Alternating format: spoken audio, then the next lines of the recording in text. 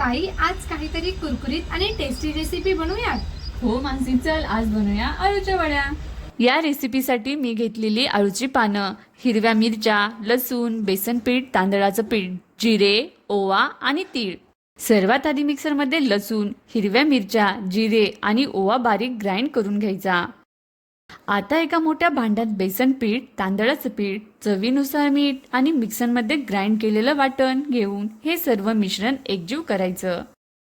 आता यामध्ये लिंबाचा रस, तेल, हळद आणि पाणी टाकून अळूवडीसाठी लागणारं पीठ बनवू. पीठ बनवून झाले. आता लाटण्याने अळूची पानं लाटून घ्यायची आणि मग त्यावर हे पीठ लावायचं.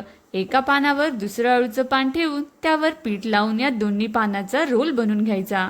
असे 2-3 रोल बनवून गॅसवर कढईत चाळणीत ठेवून अळूच्या पानांना वाफ द्यायची. वाफ दिल्यानंतर आता सुरीने अळूचे काप कट करायचे आणि शेवटची स्टेप म्हणजे गरमागरम तेलात अळूवडी तळून घ्यायची. आपली खरपूस टेस्टी अळूवडी तयार आहे. आवडली का रेसिपी? नक्कीच कमेंट करून सांगा. Bye bye.